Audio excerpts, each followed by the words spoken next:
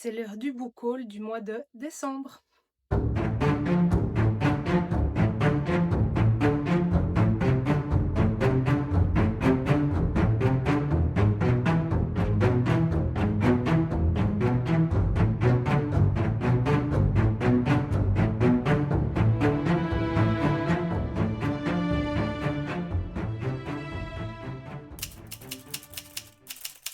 Donc je vous ai séparé la vidéo avec d'abord les services de presse que j'ai pu recevoir, ensuite les achats, les box Fairyloot et Illumicrate.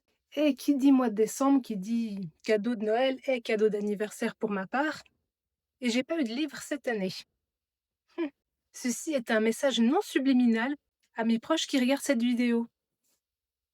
Non, pour de vrai, je suis absolument pas à plaindre et j'ai reçu des titres incroyables. Pour commencer, le tome 4 de Donjon Crawler Carl, donc chez Laura Stone, ma saga coup de cœur de 2025. Regardez-moi ça. C'est une sacrée bricasse, ils sont de plus en plus gros, enfin moi ça me convient parfaitement. Comment résumer ça rapidement? Ça va être compliqué. Sans je vais faire une vidéo où je vais parler des différents titres de cette maison d'édition parce que je les ai déjà tous lus et je les aime d'amour. Et il y a tellement de choses à dire. Mais en gros, c'est l'histoire de Karl qui s'est séparé de sa copine. Il a encore le chat, enfin, Princesse Donut, dans l'appartement. Et une nuit, il sort, enfin, en plein milieu de la nuit, en caleçon. Et à ce moment-là, en fait, le monde s'effondre. Et il n'a pas d'autre choix, enfin, pour survivre que de rentrer dans le donjon, qui est en fait une sorte de télé-réalité pour extraterrestres et autres. Et il se retrouve à devoir survivre dans les différents donjons, accompagné de Princesse Donut. Non, c'est loufoque, c'est drôle, enfin, je peux que vous la conseiller. Et donc j'ai reçu le tome 4. Ah, et si jamais, il existe aussi en audio. Et à ce jour, c'est les meilleurs audios que j'ai pu écouter, tout simplement. Ensuite, de la part de Collection R, j'ai reçu Forest of Hearts, là, avec une petite planche d'autocollant et un petit œuf de dragon qui s'ouvre si j'arrive. Et dedans,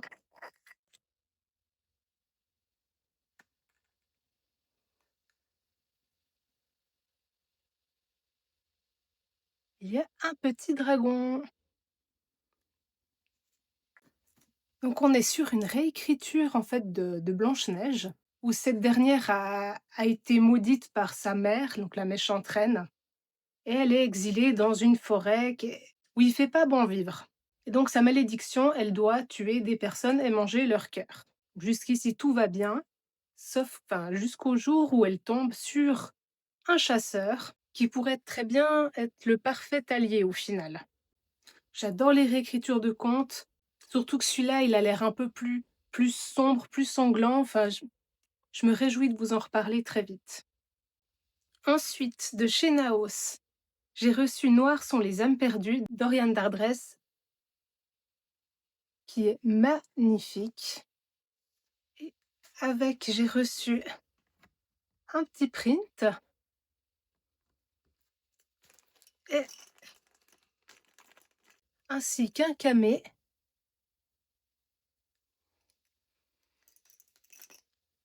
Un petit crâne, si vous voyez, et une petite fiole de sang. Donc là, on est sur une histoire un peu sombre, enfin totalement sombre, qui se passe juste à la fin de la Première Guerre, où on va suivre Adèle, qui pour survivre arnaque les gens, enfin, et doit se montrer sans scrupules, jusqu'au jour où elle va croiser un vampire dans les catacombes, et ça va changer totalement sa vie, pour le meilleur et pour le pire, surtout qu'elle a décidé de l'utiliser pour ses larcins. Donc celui-là, je vous en reparle aussi très très vite. Et c'est la même autrice qui a écrit donc mon coup de cœur, La laideur de la lune. Et vraiment, cette autrice est extrêmement douée pour écrire les personnages vraiment gris. Donc ils sont affreux, ils sont quand même touchants, enfin ils sont extrêmement bien écrits. et dans celui-là également, et je vous en reparle très, très vite. Ensuite, de chez Gallimard, j'ai reçu Le Cercle de Ronces. Je vous enlève ça, là. Donc il a gagné un prix et je vous lis le résumé, je ne l'ai pas encore lu. Au cœur d'une forteresse assiégée, Lali, la plus grande sorcière de l'histoire, livre à 8 scribes un récit aux airs de testament, celui d'une orpheline qui a fait trembler l'Empire, d'une jeune prodige qui défie un système patriarcal cruel, d'une chef de guerre au bord de la défaite. Un pari fou d'une rébellion clandestine féministe dans un monde où la magie détraque les esprits. Est-ce que le résumé m'a convaincu? Absolument. Et je me réjouis de le découvrir. Ensuite, toujours chez Gallimard, mais dans la collection Éligie, j'ai reçu When Devils Sing. Si vous voyez bien.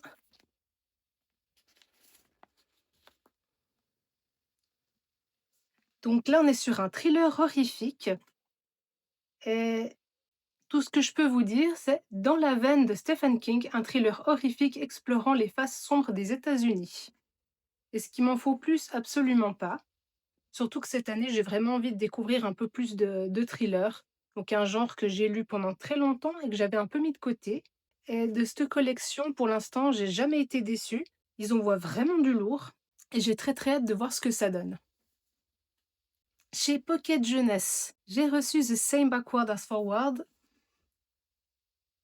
Là, donc c'est la suite, enfin il est dans la même saga qu'Inheritance Game. Et j'ai rigolé parce que je l'ai reçu, je me suis dit waouh, je le feuillette comme ça pour le sentir. Et là, je me dis, mais c'est à l'envers.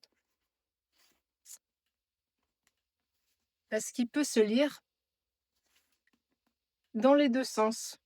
En même temps, le titre laissait présager. Donc, c'est l'histoire de Tobias et d'Anna. Anna qui est écrit comme un palindrome, donc il y a un H à la fin. Et c'est Anna, la même dans les deux sens, tout simplement.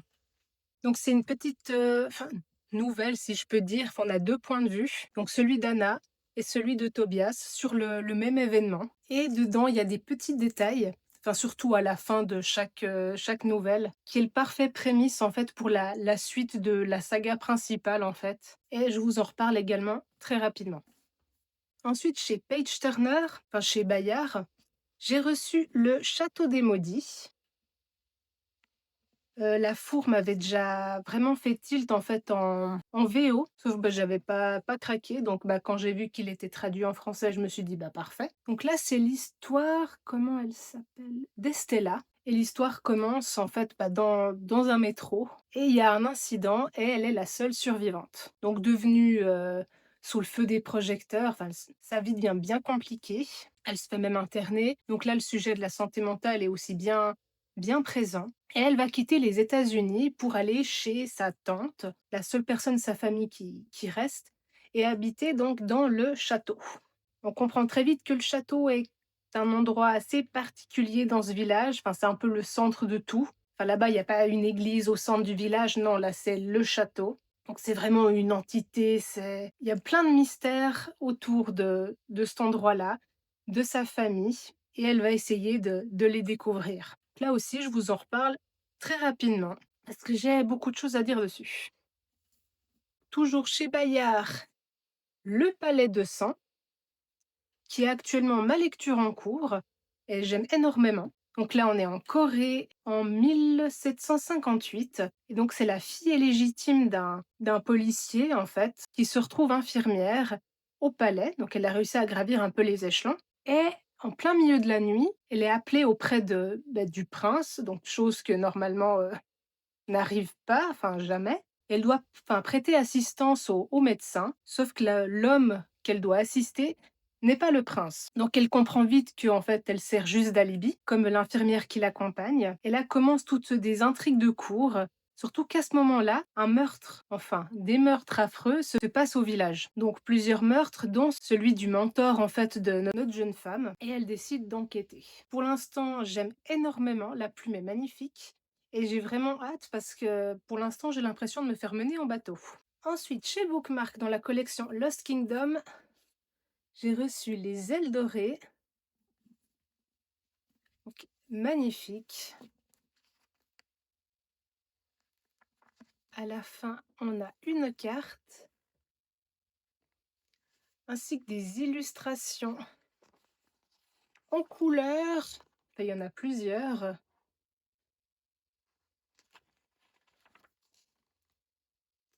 Ainsi que des illustrations en noir et blanc comme d'habitude dedans. Ça, je vais faire carrément un petit vlog où je vais lire plusieurs romans Tessie bien spicy. Mais là, on est sur 4 flammes. Là. Donc, je m'attendais à pire au vu de certains retours. Ça va encore. Enfin, voilà. J'ai adoré cette lecture. Elle était drôle. Enfin, vraiment l'impression.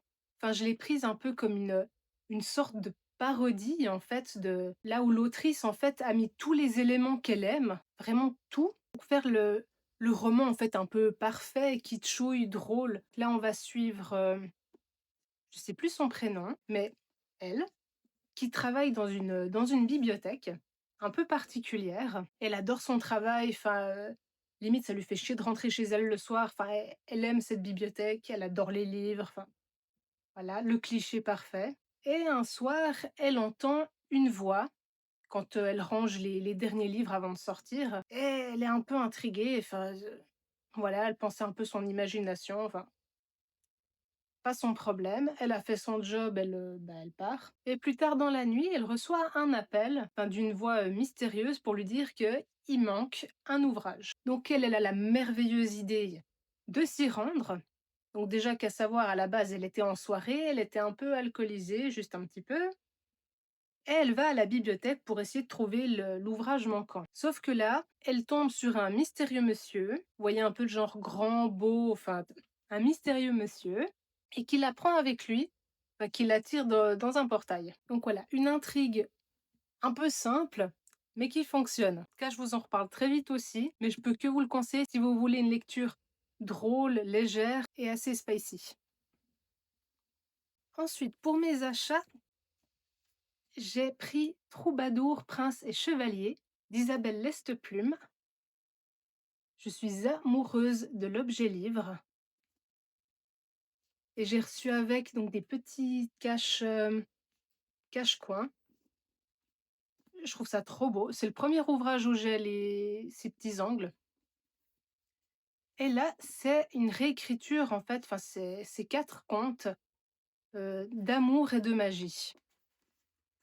Et chaque début de conte a une magnifique illustration. Mon illustration préférée, c'est celle-ci. Donc c'est le sorcier, le fantôme et l'apprenti. Et la mise en page est aussi très très belle. Donc je me réjouis de découvrir ces petites histoires. Donc c'est le seul titre en français que je me suis pris. Et après, j'ai donc reçu la combo box de Fairyloot, donc avec le young adulte, adulte et le roman Tessie. Et je vais commencer. Donc ça, c'était le young adulte. Cold War, donc de Chloé Gang. J'avais déjà lu un livre de cette autrice qui m'a moyennement convaincue. C'était la réécriture de Roméo et Juliette. Donc la plume était belle, l'univers m'avait beaucoup plu, mais les protagonistes m'ont un peu laissé de marbre et puis j'étais pas vraiment convaincue. J'ai un autre livre dans ma palle, je sais plus le titre, qui était dans la box adulte de je ne sais plus quel mois. Et là, donc, on est sur du young adulte.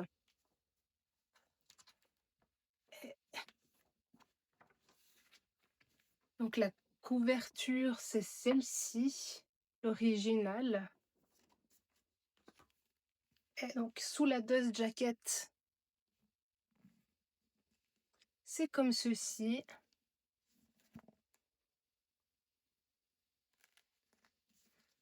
Et derrière, il y a le monsieur.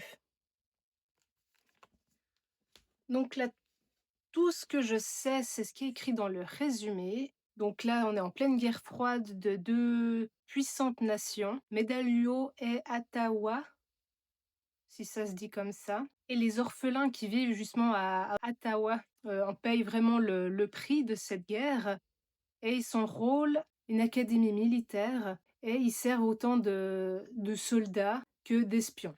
C'est l'histoire d'Eiral qui a 18 ans et qui est, bah, justement une orpheline et elle a, monté les échelons en fait de cette académie et elle va devoir, bah, faire des choix qui ont l'air assez faciles à faire et à côté de ça, il y a aussi l'IA. Ah donc Eiral, c'est peut-être le monsieur? Je sais pas du tout. Mais donc on a aussi le point de vue, je pense, de l'IA qui est proche de sa, comment on dit? Montée en niveau?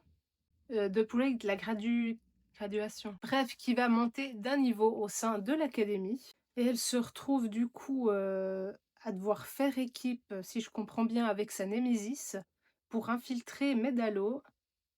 Ah, en réalité virtuelle? Mmh. Et bien sûr, il y a anguille sous roche sur pas mal de choses, il y a de la conspiration et doivent découvrir donc la vérité. Je verrai bien ce que ça donne. Ensuite, We Who Will Die, donc nous qui devons mourir. Donc ça, c'est la box Romantessi. Le jaspage est magnifique.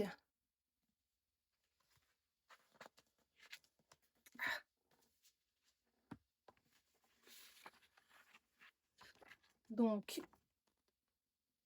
le reverse est comme ceci. Le hardback.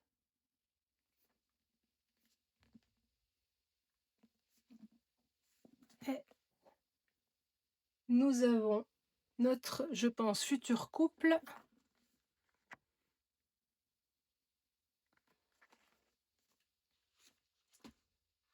Donc là, j'en ai pas du tout entendu parler, mais donc c'est des gens qui sont sous l'emprise d'un empereur vampirique qui a l'air, très sympathique et je pense qu'il est question un peu de rébellion et donc notre héroïne, hem, apparemment lui offre donc la chance de sauver la vie de son frère et elle fait donc un vœu magique et pour ce faire, elle doit faire quelque chose d'impossible, donc tuer l'empereur. Pour ce, elle doit se rapprocher donc de lui et bien sûr essayer de rentrer, bah, à son service, puis participer à la sélection en fait de l'élite des gardes. Et bien sûr, dans le lot, il y a le sadique fils de l'empereur, Rorik. Donc est-ce que ça sera le love interest? Je sais pas, mais ça peut être assez marrant. Bref, là encore, on a des jeux de pouvoir, de la conspiration et de la survie. Je me réjouis de voir également ce que ça donne. Donc tout ce qu'on aime, je me réjouis. Et dans la box adulte, oui, je vérifie quand même. Down, Down of the Firebird, donc l'aube du phénix, qui est sublime.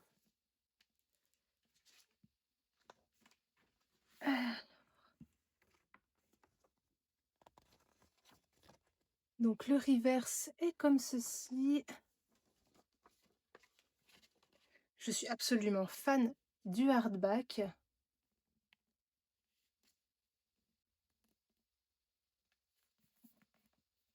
Et les end papers là. Et celle du dos est comme ça.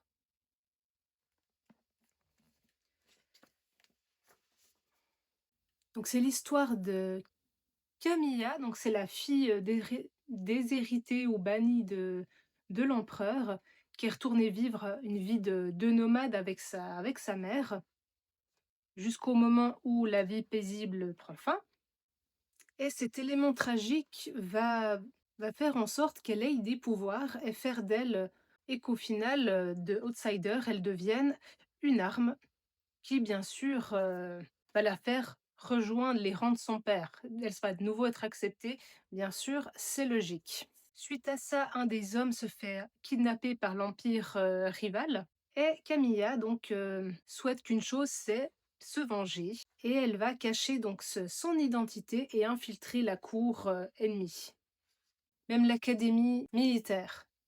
C'est encore une histoire d'académie, hein, ça marche bien. Et elle va étudier plusieurs choses, donc la magie, l'art martial par des moines, et bien sûr, tout ça va va lui faire se poser des questions par rapport à l'enseignement de son père et tout ce qui va avec. Ça promet d'être sympathique. Donc voilà. Donc c'est tout pour la Fairy Loot. Et il reste la box Illumicrate, donc Young Adult.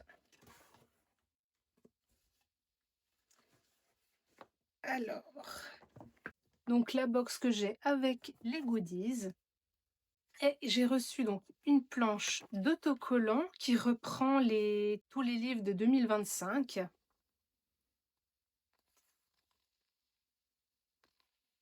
Que bien sûr je ne vais sûrement jamais coller, mais ils sont magnifiques. J'ai également eu un petit classeur pour les marque-pages. Je trouve ça vraiment sympa comme idée parce que bien sûr j'en ai plein, un peu trop, dès que je garde juste parce qu'ils sont sublimes et que j'utilise pas. Et dans la box, j'avais reçu plusieurs fois en fait des collections de marque-pages à thème avec différents protagonistes. Comme pour Babel, j'avais reçu tous les personnages, Crescent City aussi, enfin, voilà. Et donc le thème c'est A Study of Drowning. Les titres ont été traduits chez De Saxus. Donc c'est une Dark Academia que j'avais adorée. Donc je suis vraiment contente et je trouve sublime. Ensuite, j'ai reçu un marque-page donc métallique. Vous verrez que les reflets. Enfin bref, donc il y a un petit livre dessus. Je ne sais pas si vous avez pu voir. J'ai reçu également un carnet de lecture, donc Bookshop. Ces carnets, j'en avais déjà reçu un l'année passée. Je les trouve sublimes. Tellement beaux que j'ose pas les utiliser. Et le souci, donc je ne sais pas si c'est le cas aussi pour celui-là. Ah, il est un peu différent. Je vais incorporer une petite vidéo, je vous le montre, ça sera plus simple. Mais le souci que j'ai pu recroiser, c'est qu'il y a pas assez de pages où les avis lecture s'arrêtent à 100. Et le souci, c'est que qu'en 2025, j'ai déjà lu 230 livres, donc utiliser 2 à 3 carnets par année. Déjà, ils auront pas le même format, donc ça va m'énerver. Et je préférerais avoir un carnet à l'année, donc je sais pas si vous avez une idée de comment faire ou si vous en connaissez qui ont vraiment beaucoup plus d'entrées. Mais en tout cas, il est magnifique.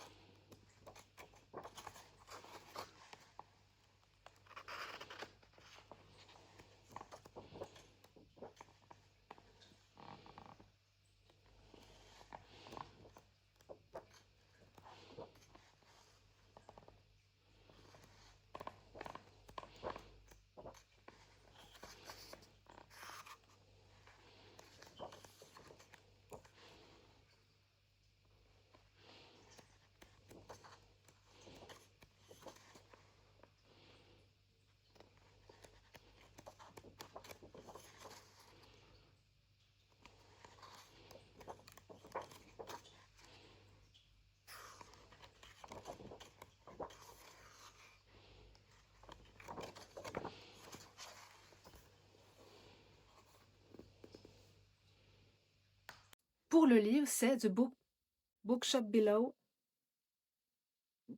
Donc il est de Georgia Summers, que j'avais déjà lu un livre de cette autrice, c'est The City of Stardust, qui a été traduit chez Brajlon.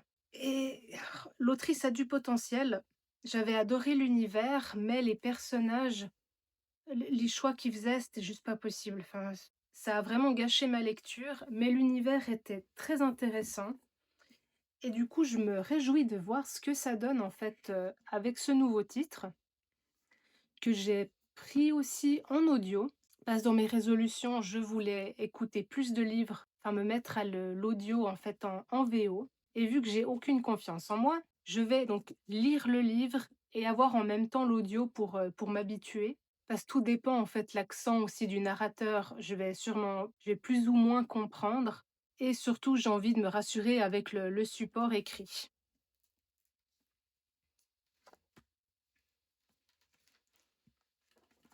Alors donc, derrière, il y a rien du tout. Par contre, l'objet livre est magnifique et il est tout brillant.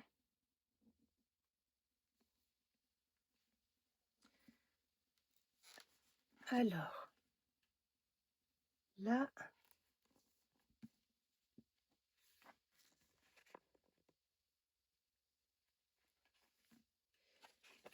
et en fait, tout ce que je sais, c'est que la librairie doit avoir pas un tenancier, je sais plus comment on dit, un propriétaire, voilà. Alors, si vous voulez une histoire qui change votre vie, la librairie de Chiron est l'endroit où il faut aller. Pour ceux qui sont assez chanceux en passant les portes, ils vont arriver dans un monde de pactes mortels, de pouvoirs et de livres magiques. J'ai pas envie d'en savoir plus. J'ai vraiment envie de rentrer dans l'univers, et le découvrir petit à petit, et j'ai hâte de voir où ça va me mener. J'ai prévu de vous faire, plusieurs updates lecture parce que j'en ai lu déjà la grande majorité. J'ai envie de vous faire plusieurs petits vlogs à thème, notamment sur les livres de l'ITRPG et sur les remontées si spicy. Oui, je passerai toujours du coq à l'âne, hein. Avec moi, c'est même pas 2 salles, 2 ambiances, c'est 10 salles, 10 ambiances. Mais au moins ça colle avec toutes mes humeurs, toutes mes envies du moment, et ça me fait voyager un peu partout. Et on se retrouve également très vite pour tous mes tops et mes flops de 2025.